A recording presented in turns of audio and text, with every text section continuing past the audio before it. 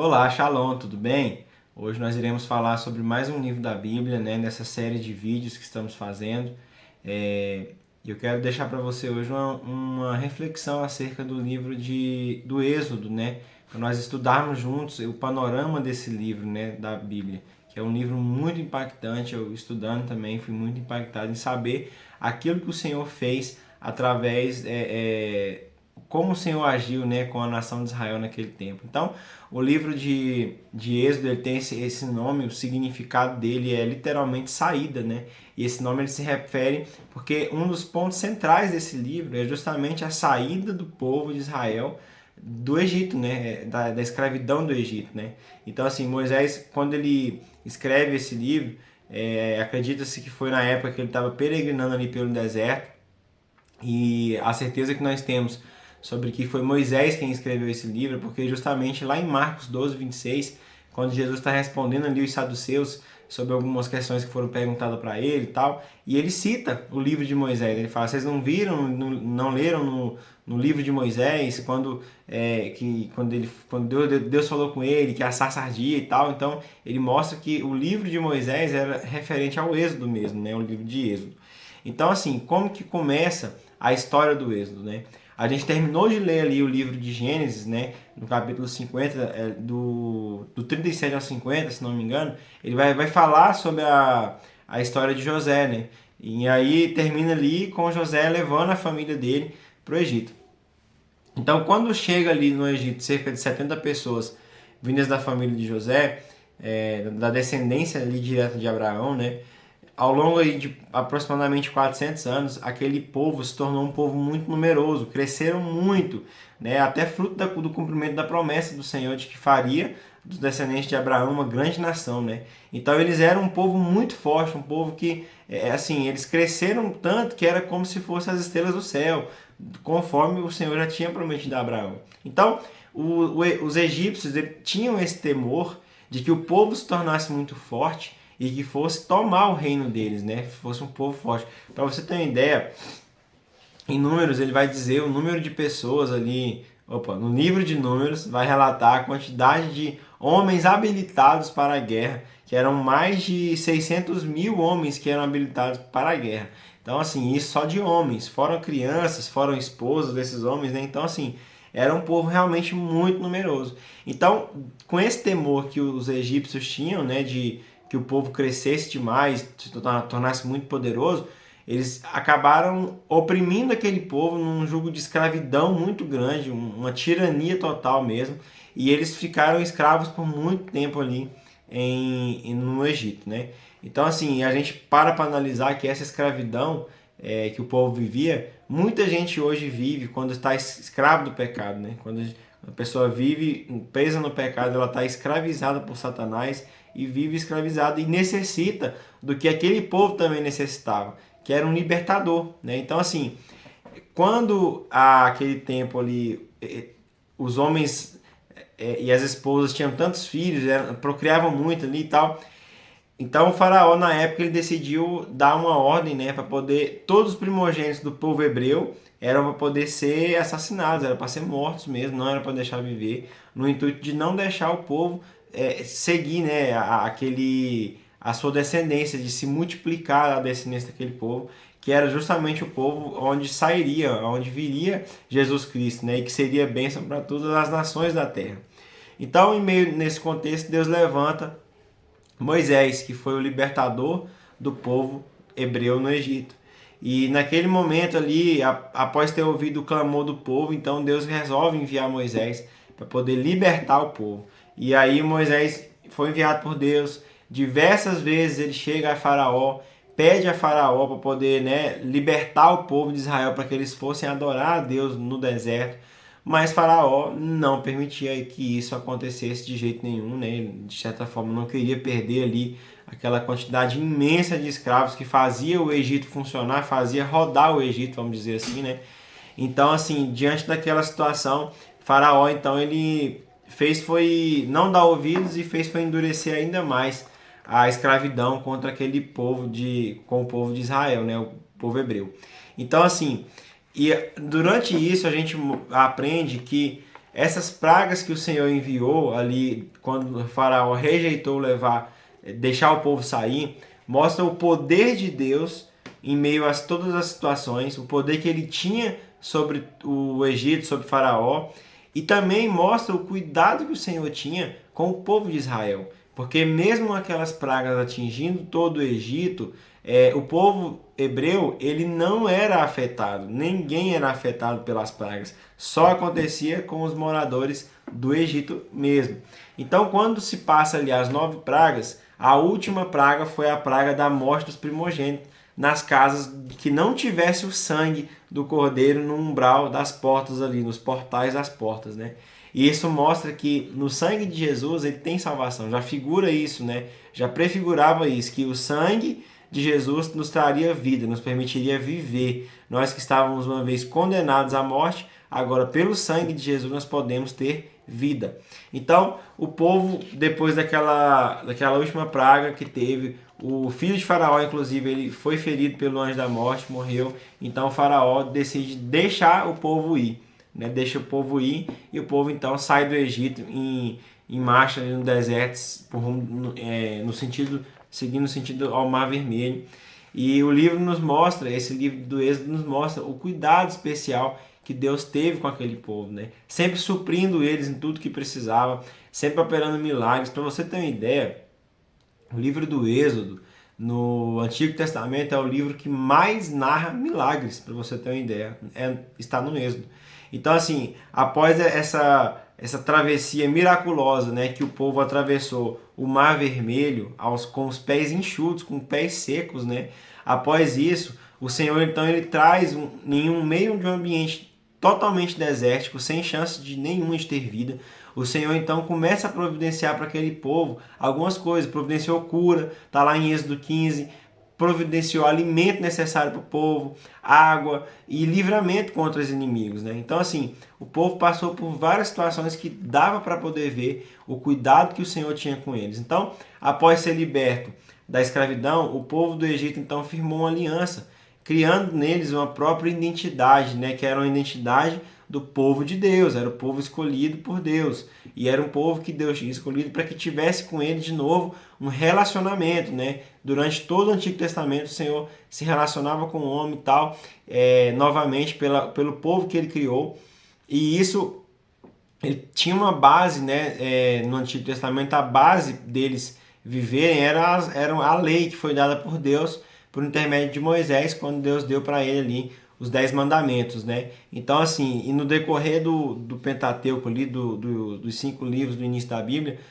depois de Êxodo vai vir ali o Números, vem o Levítico, e ele vai mostrando outras leis que foram instituídas também para o povo, para poder eles viverem de uma forma de mostrar que era realmente um povo separado, um povo diferente, um povo que vivia para poder exercer a sua função sacerdotal, né? Era um reino de sacerdotes e uma nação santa. Isso está escrito lá em Êxodo 19. Então Deus queria que o povo dele fosse um povo separado, de modo que o mundo inteiro reconhecesse esse povo que era separado, era escolhido por Deus e que também desejasse seguir a esse Deus, né? Mas enquanto Moisés estava ali no Monte Sinai, recebendo as tábuas dos mandamentos, né? A lei que o Senhor deu para eles, o povo então começou a fazer algo que as outras nações naquela época faziam, que era criar deuses para si, né, para eles poder adorar. Eles tinham necessidade de ter algo tangível, algo que eles pudessem ver, algo que eles pudessem tocar para poder ser um deus que eles acreditassem, né? Então eles começaram a então criar esses deuses, né? Criaram então o bezerro de ouro ali quando Moisés estava ausente. Então assim, vamos dizer, foi um começo não muito bom. Não começaram ali com o pé direito, como tem o ditado, né? Então não foi um começo muito bom para essa nova nação que estava nascendo ali, que era o povo de Israel. Então, o povo sai do Egito, passa pelo deserto, está ali, e eles de certa forma estavam gratos pela libertação do Egito, por ter saído da escravidão, só que não demorou muito para eles começar a se queixar, a murmurar da dificuldade que era, né, em viajar pelo deserto, porque realmente há que se combinar que realmente não deve ser muito fácil você enfrentar um calor extenuante de dia e à noite um frio congelante também. Então, assim, são diferentes climas, né, durante o dia e a noite, então era muito difícil mesmo. Então, Deus então começou a responder às queixas desse povo no deserto, né? Então, durante esse tempo que eles estavam no deserto, Deus provia água, provia comida para eles, e estava ali durante o dia, tinha uma coluna de fogo, a coluna de nuvem, né, que protegia contra o calor, contra o sol, e à noite uma coluna de fogo para poder aquecer eles do frio também. Então, você observa que eram milagres mesmo, que faziam demonstrar o cuidado que o Senhor tinha com a nação que ele tinha escolhido. Então, só que mesmo diante disso, diante de toda a provisão que o Senhor fazia para aquele povo, provia para aquele povo, eles diante da escolha, diante do momento ali, onde Moisés envia os espias para poder explorar a terra prometida que Deus tinha prometido a eles, 10 daqueles 12 homens que foram voltaram com um relatório totalmente negativo, né? E desencorajaram o povo, de certa forma, a dar continuidade naquele plano que o Senhor tinha, que era seguir para poder avançar e conquistar a terra prometida. Então disseram que não, ali a terra tem uns gigantes e tal, nós não teremos chance contra eles. E aquilo influenciou o povo de forma que o povo se rebelou contra Deus e o povo recusou-se a seguir Moisés. Né? O povo recusou de seguir Moisés, falou, não vamos mais tal. E o resultado dessa rebelião foi que Deus então decidiu punir aquele povo, de forma que eles ficaram rondando ali e peregrinando pelo deserto por mais 40 anos. Né? Então, até que se passasse toda aquela geração que duvidou, que se rebelou contra o Senhor, se passaram 40 anos para que aquele povo de fato morresse, passasse e viesse uma outra geração. E daquela geração, somente 2 pessoas que foram permitidas, né, a entrar na terra prometida, né? Que foram Josué e Caleb, que foram os únicos 2 que acreditaram na promessa do Senhor. Porque apesar dessas constantes rebeliões e queixas do povo e aquela coisa toda e murmuração, Deus permaneceu fiel. Deus mostrou o seu caráter de fidelidade. Ele lembrou das promessas que ele tinha feito a Abraão lá atrás, a Jacó, e formou uma grande e poderosa nação dos seus descendentes. Então, Moisés agora tinha um dever de ensinar a lei para essa nova geração de israelitas que estavam ali nascendo, né? E um deles foi Josué, que foi o sucessor de Moisés, que é um dos que não morreram naquela geração passada. Josué e Caleb permaneceram e foram os únicos dos 2 adultos da primeira geração que Deus permitiu que eles entrassem na Terra Prometida e ainda receberam essa incumbência, essa missão de liderar a nação rumo a Canaã. Então você observa que é um livro que narra todo um contexto histórico de quando o povo saiu do Egito e até entrar na terra de Canaã. E alguns temas nesse livro, alguns temas a gente pode observar e aprender com eles. Né? Um deles, por exemplo, é a redenção. Você pode observar que Deus resgatou o povo por meio de um líder, Moisés. Né? E através dos milagres poderosos ali, salvou o povo da escravidão que eles viviam. Né? Então, Deus instituiu a celebração da Páscoa, que era uma festa para poder eles lembrar, né, um lembrete anual dessa libertação que eles tiveram da escravidão. Então, Deus também nos livrou da escravidão do pecado. Quando ele enviou Jesus, que foi o nosso libertador, para morrer por nós, Jesus celebrou também a Páscoa com seus discípulos antes da morte dele. Então, assim, teve a última ceia, Jesus celebrou a Páscoa ali, então ele libertou, não só eu, mas você, todos nós do pecado, quando ele morreu em nosso lugar. Então nos mostra a redenção através também dessa história do Êxodo. Outro ponto, a orientação, porque Deus tirou aquele povo do Egito e durante o tempo que eles estavam no deserto, eles não estavam desorientados. Deus sempre os conduzia, né, usando o quê? Uma nuvem de dia e à noite uma coluna de fogo. Então, Deus é um Deus que merece toda a nossa confiança. Quando nós depositamos a confiança no Senhor, nós temos a certeza que Ele é o nosso guia, que Ele é o nosso orientador, é quem nos conduz. Né? Então, quando nós aprendemos a confiar e depender de Deus, nós sabemos que Ele irá nos governar para que nós possamos tomar as decisões diárias que precisamos tomar. Né? Um outro ponto que nós também aprendemos aqui nesse livro é a questão da adoração, porque no Êxodo Deus estabeleceu algumas regras para o povo adorar, como adorar, né? Incluindo isso um sistema de sacrifícios, né, para louvor e para perdão. Então, junto com as festas anuais que tinha também todos os ritos cerimoniais, né, que eram justamente esses ritos que adoravam ao Senhor. Né? Então, essas festas, inclusive, foram 7 festas que foram instituídas, né? Que é o Ano Novo Judaico. Aí depois vem o dia do Perdão, que é o Yom Kippur. A festa de Sukkot, que é a festa de tabernáculos, ou a festa das cabanas. O Chanukah, que é a festa das luzes. O Purim, que era uma festa para comemorar a libertação dos judeus durante o reinado persa, através da rainha Esther. E a festa de Páscoa, né, que é Pessah, e também a festa de Pentecoste, que são a festa das semanas. Então, foram essas 7 festas que o Senhor colocou ali, instituiu para que o povo adorasse a Ele, né, celebrasse a Ele. Geralmente não era comemorado em ambiente familiar. Então, assim, foram festas que o Senhor instituiu para que eles pudessem adorar também ao Senhor.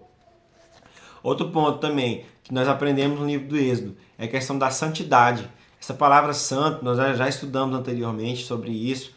Ela significa separados, dedicados. Então, assim, primeiro Deus tirou o povo do Egito, libertou da escravidão, e depois ele teve o desafio de tirar o Egito do povo, né? Então, embora o povo não estivesse mais geograficamente no Egito, o Egito ainda estava dentro dele. E muitas das vezes nós saímos do mundo, aceitamos a Jesus, viemos para a igreja, mas ainda queremos carregar resquícios do mundo, né? Mas quando Deus nos dá essa oportunidade, Ele nos mostra a oportunidade de mudar a forma de pensar, a forma de viver, o modo de vida, né? Porque nós devemos dedicar cada área da nossa vida a servir somente a Deus, somente ao Deus de Israel. Então embora a gente não observe mais essas práticas, né, de rituais cerimoniais que tinha na lei de Moisés ali, nós devemos sempre viver em espírito de devoção, em espírito de adoração e no espírito mesmo de entrega ao Senhor, de entrega total das nossas vidas ao Senhor. Um outro ponto que nós também aprendemos aqui é sobre a rebelião. Você pode ver que quando Moisés enviou esses espias para examinar a terra, 10 voltaram dizendo que era negativo, que devia desistir disso e voltar ao Egito, né? Então, quando o povo se rebela, eles não rebelaram assim de repente com um motim e vamos tirar Moisés daqui, não. Eles começaram com murmurações, com reclamações contra Moisés e contra Deus. Então a rebelião contra Deus é algo muito sério, é algo muito complexo, a gente tem que ter muita cautela, muito cuidado. Nós não podemos tratar isso de forma leviana e acreditar que é uma simples coisa, não.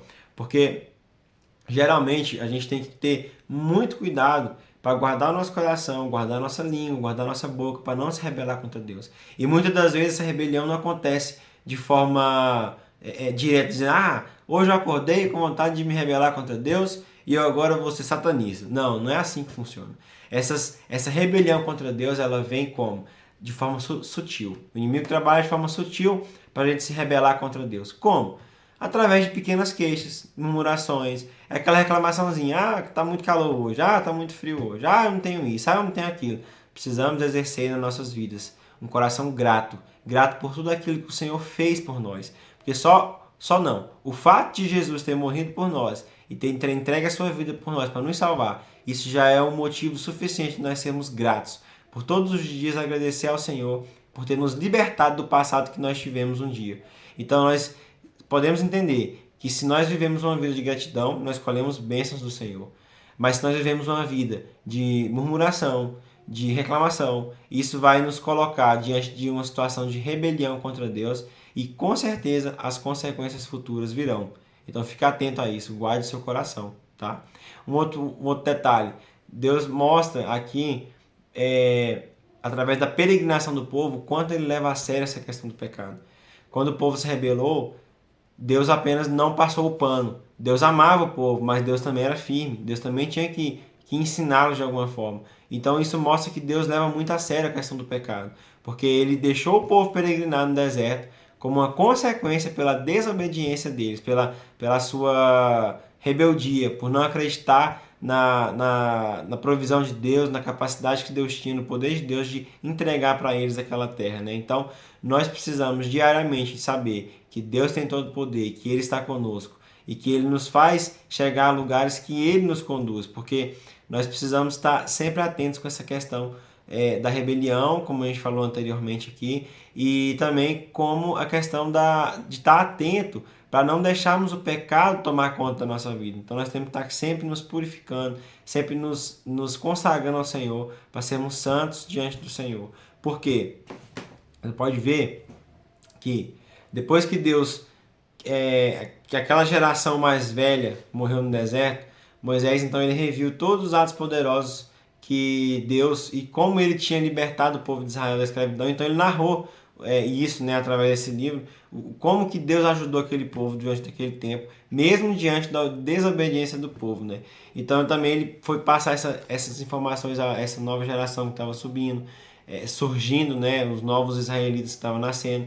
Então nós podemos aprender aqui que Deus é um Deus que ele, mesmo que nós tenhamos passado por erros na nossa vida, mesmo que nós tenhamos pecado no passado, ele é um Deus que ele não esquece as promessas que ele faz para o seu povo e te dá uma segunda chance ainda para que você se arrependa, peça perdão, para que ele possa ter essa renovação, né? Renovar ali as promessas para que elas venham se cumprir na sua vida, né? Então Deus mostra que a nação de Israel foi fundada ali para que fosse de fato uma fonte de salvação e de verdade para outras nações do mundo inteiro, né? Então Deus escolheu esse povo, Deus era amoroso, mas também ele sabia que tinha que corrigir, né? Então assim, os israelitas eles não tinham uma estrutura pronta para quando eles saíram do Egito já entrar diretamente na Terra Prometida. Por isso que Deus permitiu que eles passassem por todo esse processo, para que eles fossem ensinados de fato como seria servir a Deus, como seria adorar a Deus, como seria ter seguir essas leis que foram criadas por Deus para que pudessem então viver de uma forma exclusiva para Deus, viver uma forma separada, um povo santo mesmo. E se nós pararmos para analisar, a nação de Israel ali até então recém-formada, ela nos lembra muito os cristãos de hoje em dia, né? De vez em quando nós somos desorganizados, de vez em quando nós somos rebeldes, murmuramos, e por outras vezes também nós temos vitórias no Senhor, né? Mas o que nós temos que saber é que a palavra de Deus e a pessoa de Deus, ela é o nosso guia até os dias de hoje. Ela é o nosso guia, quem nos direciona. Então, como cristãos, nós devemos o quê? Viver à altura de um povo escolhido, dar o testemunho de um povo escolhido por Deus, mostrarmos que nós somos diferentes, nós somos separados por Deus, através de o quê? De um estilo de vida, de santidade, um estilo de vida de renúncia, de viver a vontade de Deus, de cumprir aquilo que o Senhor nos determinou viver, né? E assim a gente vai viver para poder colher as promessas que o Senhor tem para as nossas vidas, tá? Então, assim, se possível, leia esse livro. Se você já leu, medite novamente. É um livro extenso, é um livro grande, mas é um livro que nos traz muito aprendizado. Eu espero que através dessa aula você tenha tido o entendimento de ver o panorama geral, de ver por cima ali essa visão panorâmica do livro de Êxodo, que é um livro que mostra ali o início da formação da nação de Israel, uma nação escolhida por Deus, o qual eu e você nós temos o direito de ser chamados filhos de Deus, porque nós somos descendentes de Abraão. Então, Deus te abençoe e até o próximo vídeo.